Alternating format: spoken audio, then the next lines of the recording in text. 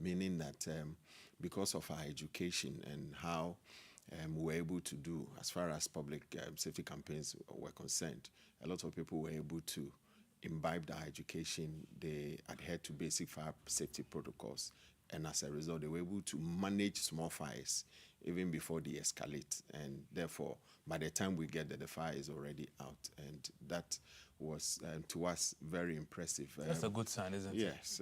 What we want to do is to be able to ensure that we intensify our efforts. I mean, visit more of the schools, the public places, the market places, the other institutions, so as to be able to preach the gospel of fire safety. And then one other thing that we also did well, where we recorded a little over 35% reduction, was the menace of prank calls. We were able to reduce it from the regions of over 600,000 to a little over 400,000, even though the figures are huge.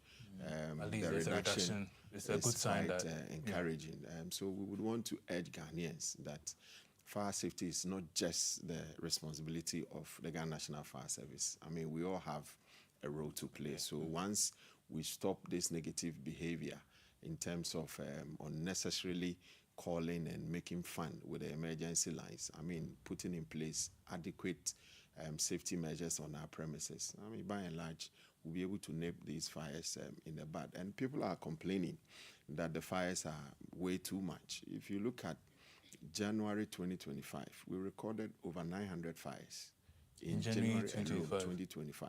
But this time round, we have recorded a little over 800. A little over, I think about 820 or so. So it tells I know us the numbers has reduced, and you say it's a good sign, but is it really like? Oh yes, it's really a good sign. If you look at the figures, 900 and 800.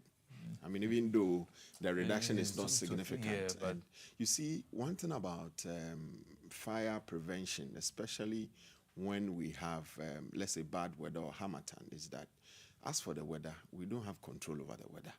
And therefore, when it happens like this, moisture content in materials in general becomes less because of the heat and the dryness in the environment. And therefore, people should be very cautious, should be extra cautious with the use of naked light.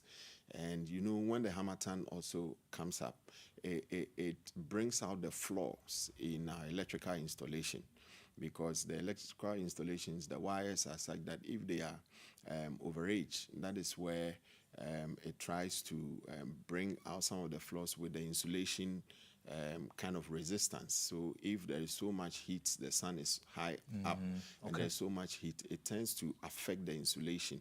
And so if you overload your system, then it means that it increases the heat, or the level of resistance is doubled, and therefore it will the combust? least thing, Is that what it will be gutted with fire and all that. And that is how come around this time of the year we experience a lot of electrical fires, a lot of electrical induced fires caused as a result of either short circuits or arc faults or What about overloading the board like yes. this? Okay. Anytime you overload, there is overheating, and that would create this deterioration of the electrical equipment, whether it's the insulation that will break down, there's localized heating, and therefore the fire will just spread through. So how do these illegal structures make the firefighting worse? Yes, so when it comes to assessing water, it is one critical operation that we don't joke with, and therefore we are better positioned when we are able to assess water at any point in time. You know, firefighting is such that without continuous supply of water, it makes firefighting operations very Herculean and difficult, because in a fire situation, every second counts. And therefore, that is how come when we are mobilizing to or responding to an incident, especially a fire incident, we try to put in place all the needed contingency, because there are challenges, operational challenges coming from Ghana Water Limited, and you know the usual If there's a shortage or something. Yes, if they are also having challenges with water supply, and therefore they have to ration water, then it means that we will not have the nearest hydrants also flowing. So for us, we normally fill our tender. So it is not true that we attend to fire scenes And then there's without no water. water in the Yes, tender. and at any point in time when we are done with firefighting, we replenish. We make sure that the tank is full before we even return to base or go back to the station to prepare for the next available emergency. So it is never the case that we respond, we get to where the fire is, look at the size of the fire before we go and think about the water to be able to come and deal with the fire situation. So that is the unfortunate aspect of it. So hydrant is basically a fitting, like more or less like a pipe fitted on the main water source. In our case, it is Ghana Water that builds the hydrant for us. Oh, okay. And most of these hydrants were built in the colonial era. A long time ago. Yes, Yeah. and then probably in the late 80s and early 90s. And the type that we built in Ghana are classified as the screw down type. They are in the form of a pit.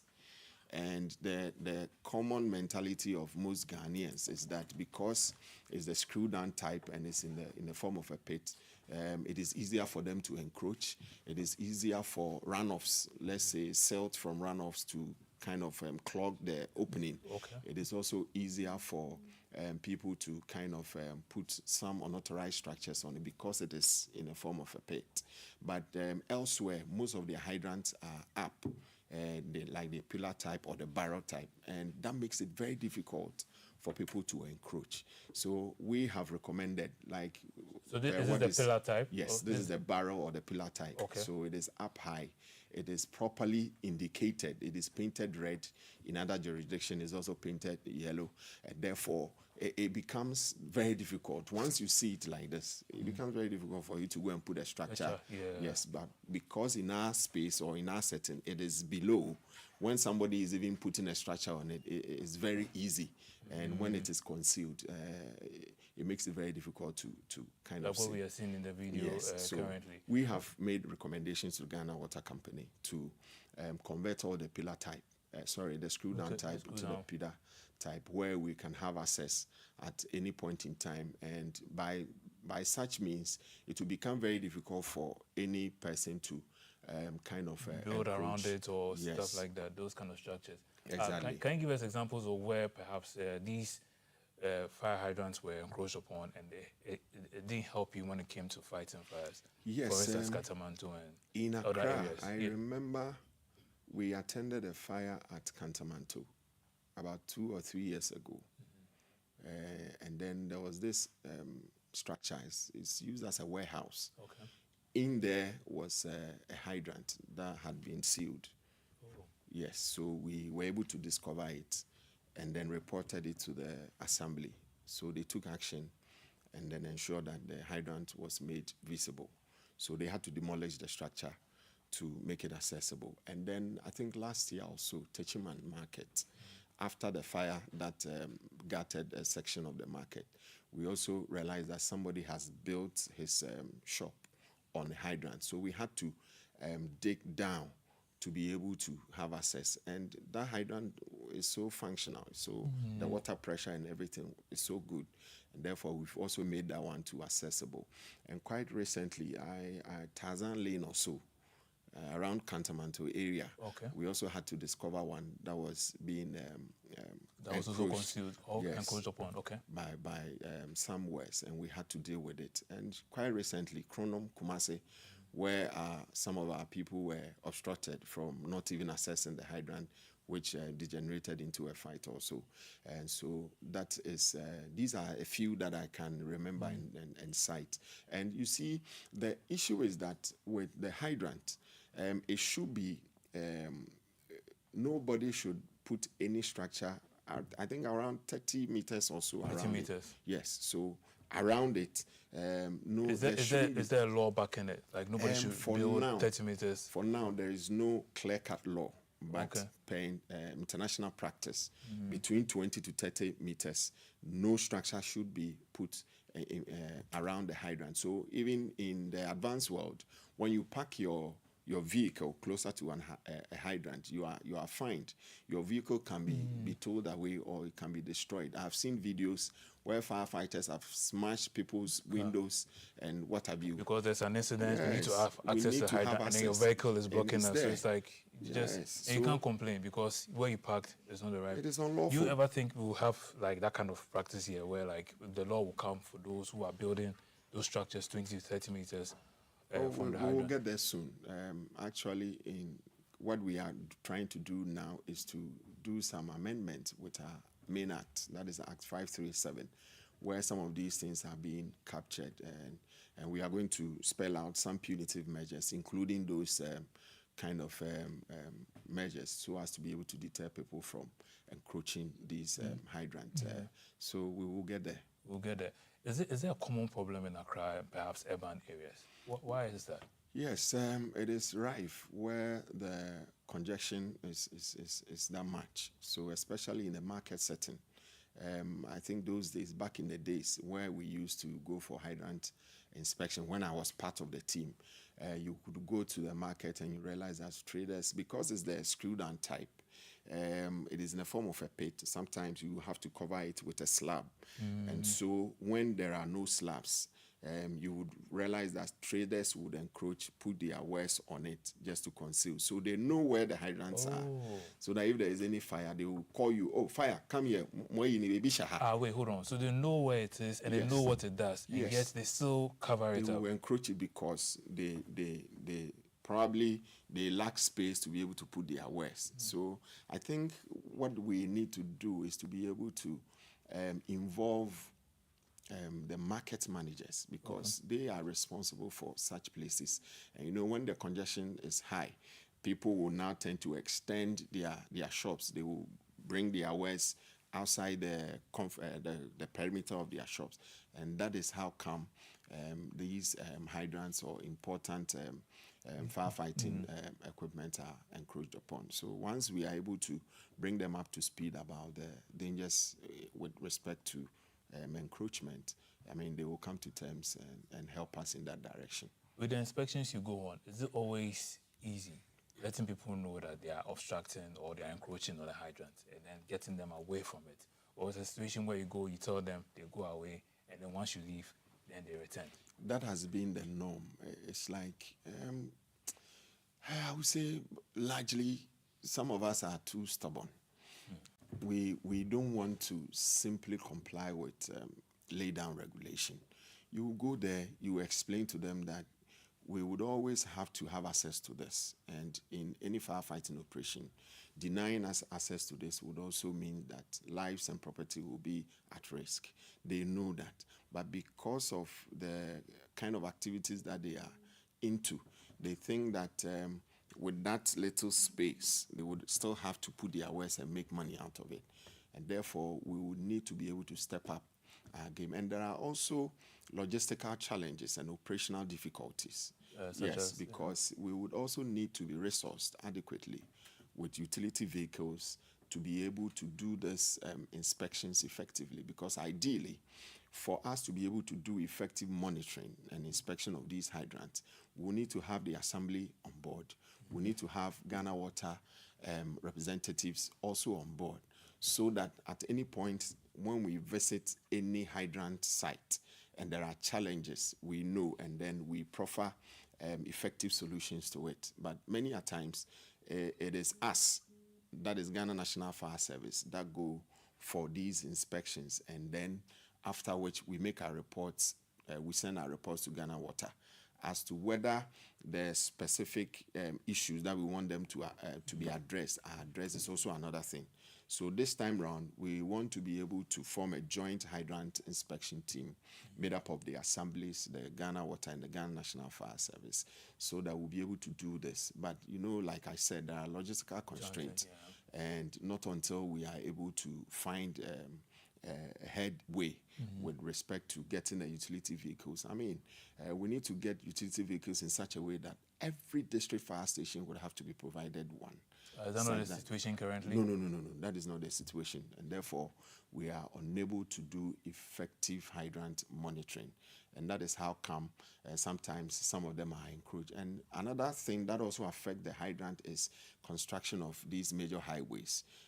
You would realize that the hydrants are built along the major highways where there are these main water pipes. Okay. So they are fitted on the main water lines. And so when they are doing major road construction and they are relocated, they are dismantled. And when they are dismantled, sometimes they don't fix them back. And therefore, if, let's say, for a particular community, we may have about 10, because of the road construction, it may end up reducing to about 3. And that is not helping our cause. So, but that's a major concern for yes, you reach out to Ghana Water Company, the roads we have raised it ministry at that level, even at, within that space where Ghana Highways Authority and all the other stakeholders are aware. So I believe that we will push further and ensure that during major road construction, more hydrants are rather built up instead of being destruction. blocked. Yeah, yes, and then there are other people or stakeholders or people who are also assessing the hydrants illegally. And I think that is what Ghana Water must also open their eyes and deal with.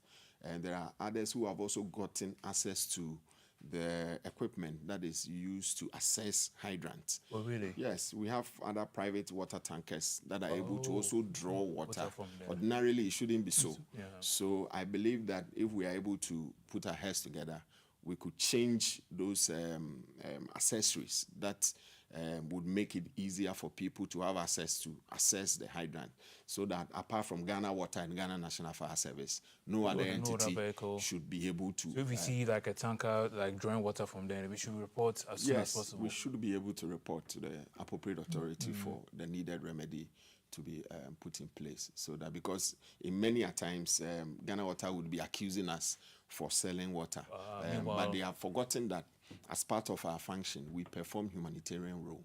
Let me take you back a little bit. In 2020, when there was COVID and lockdown, and the president directed that we should provide Ghanaians with clean, potable water, it is Ghana National Fire Service who rose to the occasion and did just that. And later on, our other sister security also joined us to be able to offer that particular service. Just some few years down the line, when Akosombo Dam was spilled, it was Ghana National Fire Service that provided clean potable water to the people of Mepe and the surrounding communities because of our humanitarian role.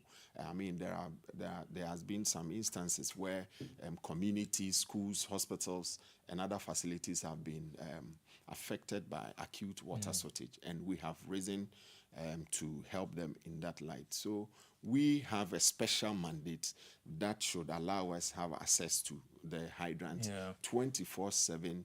I mean, 365 days in a year. And one troubling thing is that there is a component of fees that we pay to Ghana Water. I was going to ask you about that, because anytime you take your bill, you see there's a part that is 1% 1% percentage for firefighting and all that. You get those funds? No, we don't get that fund. Ideally, that amount of money, it goes to Ghana Water. That component is supposed to be used in building new hydrants. So, for instance, if you are living in a new site where we have Ghana Water supply line and we don't have hydrants there, then that is a challenge. And so we are liaising with the MMDAs so that in zoning new places for residential accommodation, hydrants should be made available for the protection of property and safeguarding of lives in such communities. So this time round, we are going to demand for that money, that quantum, to be used in building the pillar type or the barrel type of hydrant in all over. Because once the water is going to, the money is going to you, you're the ones building the hydrants, you should use it to build. And as a nation too, we should be able to deal with the menace of illegal mining in water bodies.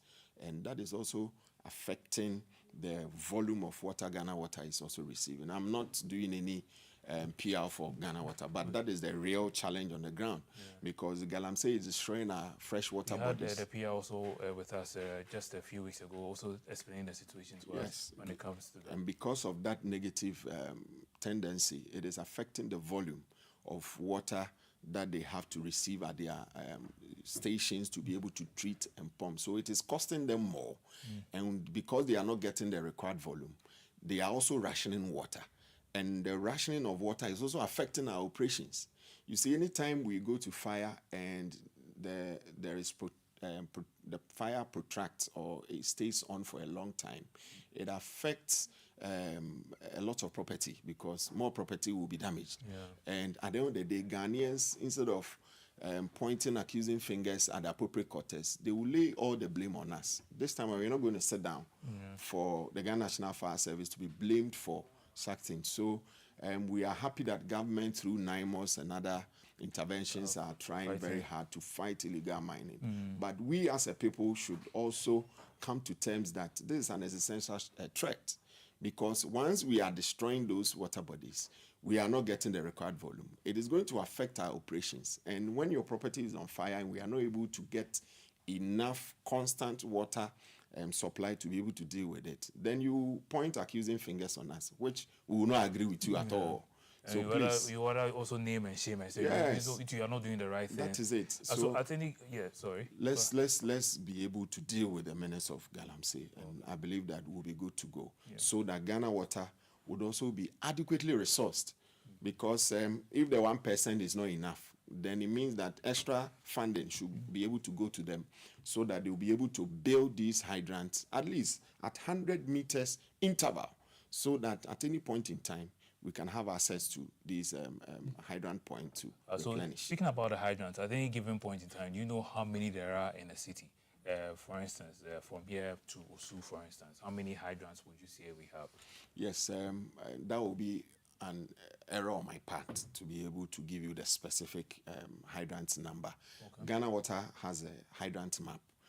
They have all the hydrants they have across the country on that map, and therefore they will be in a position to tell us how many hydrants they have in Ghana, how many are working, how many are not working. But we rely on a few within the various communities, those that are they are good in terms of getting constant water and then at desired pressure. There's another thing, having water flowing through a hydrant, and then the pressure to even draw water from the hydrant. What about access? Yeah, so the access has to do with people encroaching and all that. So if there is no unauthorized structure on it, then it means that we can have access to it. So once there is access, but there is water flowing, but it is not flowing at the desired pressure, then it's not of any good use to us. So we would want Ghana Water to also kind of up their game. It's like a lot of collaborations. Ghana Water, MMDH, In fact, Ghana Water has been helping us. Most often than not, when we attend to these major water and we need pressure to be boosted in available hydrants, they boost pressure there for a particular period to help us to get water to fight the fire. But you see, elsewhere, they don't even need to put water in the fire engine to go fight water, because their hydrant systems are robust and they are working at desired pressure with water flowing through at any point in time. They just go there with the fire engine, connect their hoses to it, and then the water flows through their tender or through the pump, and then it is directed or under desired pressure onto the fire scene. But here, we can't do that. That is how come for a particular fire, which maybe one fire engine could even handle, we tend to mobilize as many as 5 or 4 fire engines just to be able to have constant supply of water to be able to deal with a fire. So the challenge is huge. But I believe that with the right funding and then the kind of collaboration, we should be able to overcome. And then stopping of Galamsey in this country, we should be able to overcome the challenges. I love the way you keep stressing on that fact, because it's really affecting the way you do your work. And seriously. And what we also do. So currently, what's the National Fire Service doing for those who have built illegally around the structure? Are you going to tear them down, speak to the police to arrest them? What's going to happen? So the best form of dealing with this kind of challenge is to embark on rigorous, intensified public campaign or education. And therefore, we are still educating Ghanaians to come to terms of not denying us access to this important, vital tool that help us to manage their fires. And therefore, we'll do that. And we'll do that collaboratively with the Ghana Water plus the MMDAs, because they are the critical key stakeholders when it comes to the hydrant. And therefore, we would be able to do that. Aside the education, we would also want to be able to enforce the laws on encroaching the fire hydrant, so that any unauthorized structure that is found on any particular hydrant will be pulled down with the help of the assemblies. And then once we are able to do that, we'll be able to also advocate for the Ghana Water to be able to convert the screw down type into the pillar type or the barrel type. The barrel type, yeah. So as to be able to end the encroachment. So these are the serious strategies that we have in place that we are embarking on to ensure that unauthorized structures are gotten rid of, or they are prevented from encroaching. So for specific areas like Kantamanto and Kronum that you mentioned earlier, what lessons have we learned from that? Yes, so the traders who encroach on the hydrant, especially at Kronum, the assembly has moved in. Okay. They have made them to remove their wares, and the place has been properly demarcated, and therefore the traders are complying, and that is a good sign. So Kantamanto, we are also liaising with the market managers and then the traders to be able to also do that. So what it means is that the market managers would have to create space or find an alternative place just to deal with the congestion, because as a result of the congestion, that is how come they are encroaching and putting their wares on. So once we are able to deal with that, I mean, it will be a thing of the past. And so, but I know it's like you spoke about Act 537 and all that, but is there a point where those who intentionally know that this is where it is, and they still, the market managers have done their part, but they still go and take their wares and cover all those? Is there a point where we can, prosecute them and maybe perhaps give you a sentence or a fine, something that would deter people from actually doing those things? Currently, if you look at the laws, even with the Act 537 and then the regulation or LI 1724, there are no clear-cut punitive measure on encroaching of a fire hydrant. So for now, what we are trying to do is to amend those laws to be able to meet the needs of our time, such that we'll be able to punish, maybe fine people, maybe give them a jail sentence and all that. But until that, we will do a lot more advocacy. We would also ensure that the assemblies clear off all the unauthorized structures. And once they are able to come to terms, they decongest the place, the Ghana Water is able to convert them into the pillar type. I think it will help us to be able to deal with that menace for now, until such a time that we are able to come up with clear-cut punitive measures. Earlier when you were speaking about illegal connections, I realized there may be a double danger when it comes to firefighting, in terms of you have those who have siphoning water from the hydrants illegally, and then we have illegal connections too when it comes to electricity. How does that impact firefighting, those who are also doing the illegal connections with electricity? Well, so when you do illegal activity, what you tend to do is that you tend to exert a lot of pressure. So you are diverting water which could have been used for firefighting into other use. So when we want to have access, that is where we also not have access. And that is how come it will also affect our operations. So not too long ago, Ghana Water even issued a statement on that, just for the people who are drawing water for private purposes, other than for firefighting purposes. A warning also was issued to them so as to be able to desist. And I believe that aside Ghana Water doing that, we all as citizens should be also be on board to help in that direction, so that if you see any tanker other than the fire engine, other than designated water tanker from the Ghana Water Company, we should be able to report on that, so that the needed action would be taken in order to safeguard this infrastructure from being abused and from being damaged as a result of unwarranted or excessive use. Okay, so this coming year and beyond, there's a lot of advocacy you're doing. Prank calls have reduced. fires are also reducing, and we are praying that it be a significant number. Tell us about your plans moving forward, like 2026 and beyond. Yes, so as a regulatory body, we want to be able to ensure the safety of the public. So most of our processes in terms of acquiring fire certificate, in terms of acquiring fire permit, getting your premises inspected, I mean, we are going to automate most of our processes, just has to be able to reduce the downtime in acquiring fire certificate, doing businesses, and then safeguarding your property.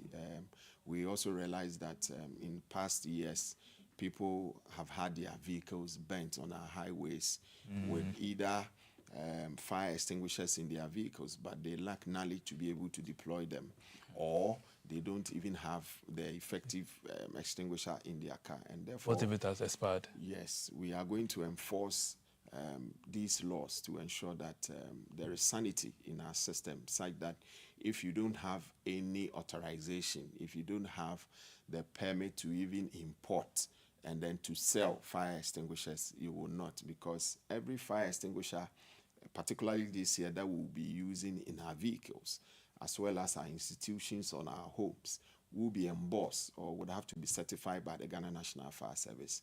And that is the kind of level we would want to move our operations to.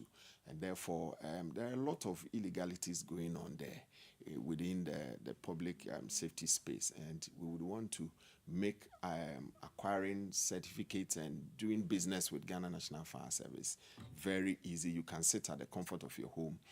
I mean, like a digital kind of system. Yes, we are going to do that and then get into premises to be able to inspect and ensure that people are compliant. And when you are not, that is where we apply our laws, because we have realized that a lot of people are recalcitrant, and that is how come we are recording a lot of fires, especially in our domestic setting.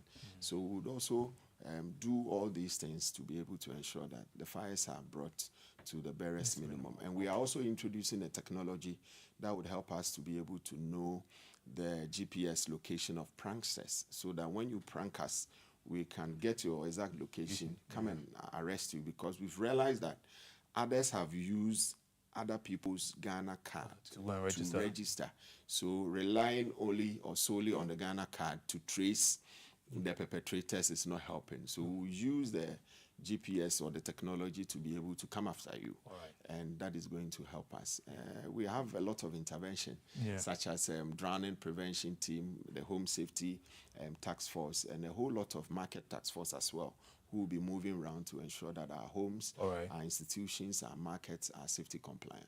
Thank you so much, DO2 Desmond Aka, with the head of public relations with the Ghana National Service, educating us this morning about those who build illegal structures for the hydrants and basically what we can do to further their cause as well. Thank you so much for being here this morning. Grateful. We'll be playing an interview shortly, and but for now, I want to mention the round lottery results, which are 17, 51, 34, 22, and 40.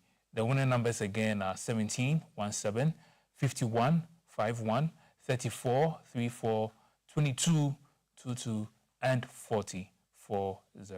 Those are the round lottery winning numbers for today. We lost a great one yesterday, Dr. Ron Kenoli, and so we are bringing back this interview from 2023.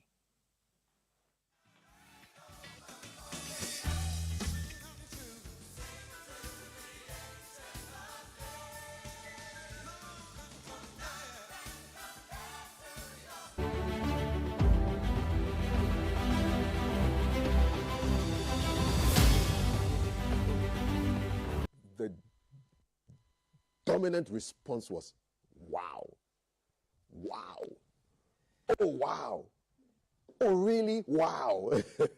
Yeah, from the high end, everybody just wanted to be here. And so this is the moment you're waiting for.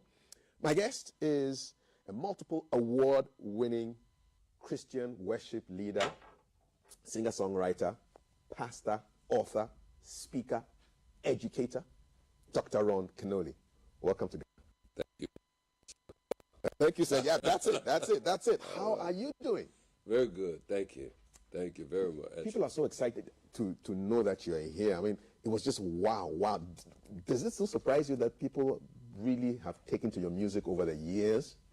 I am not surprised because this is my 43rd year in ministry, and the Father has blessed me to be favored all over the world, and so I am not surprised at the reception. I'm not surprised at the kindness, the generosity, and the love that people show me, because the ministry that I have has been a blessing to churches, to families, to musicians and singers all over the world. So I am not surprised. I am actually blessed to be in the land of my my ancestors. So that's important to me.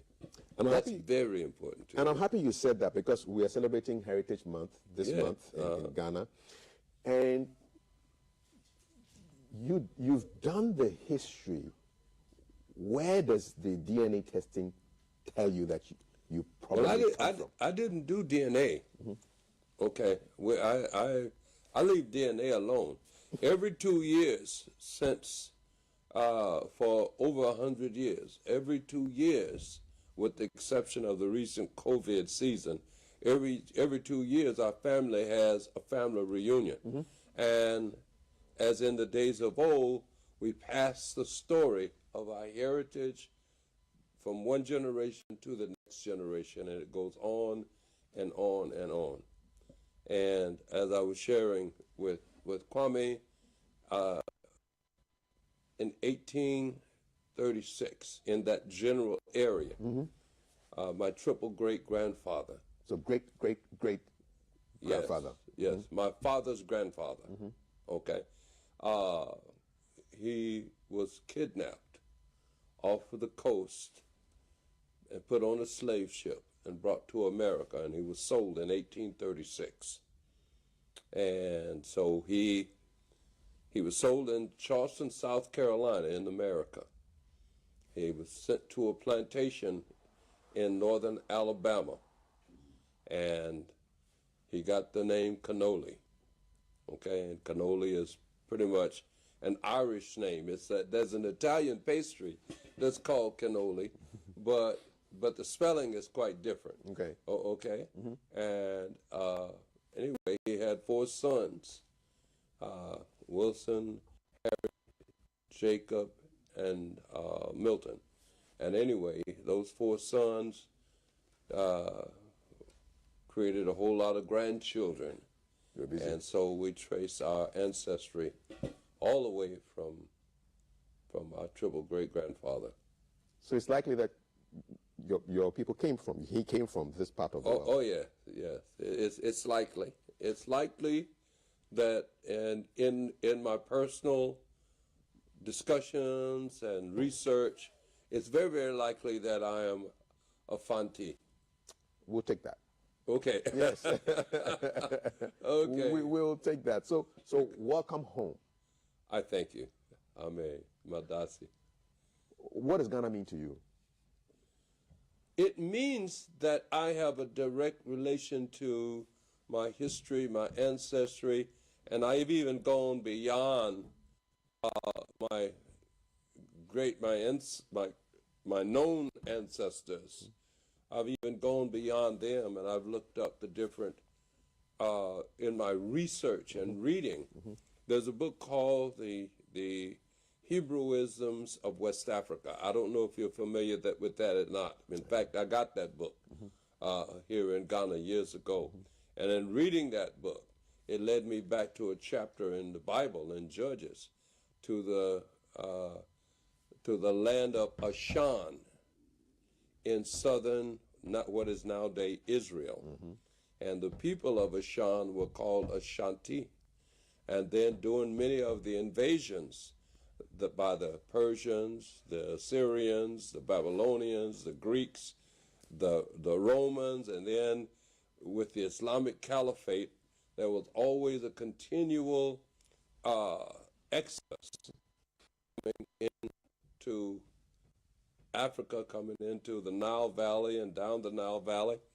And then eventually there were several groups that went in different directions, like the Igbo into Nigeria, the Limba in southern Africa. Then you had the Ethiopian Jews. You have the Ashanti that came into the Niger River Valley.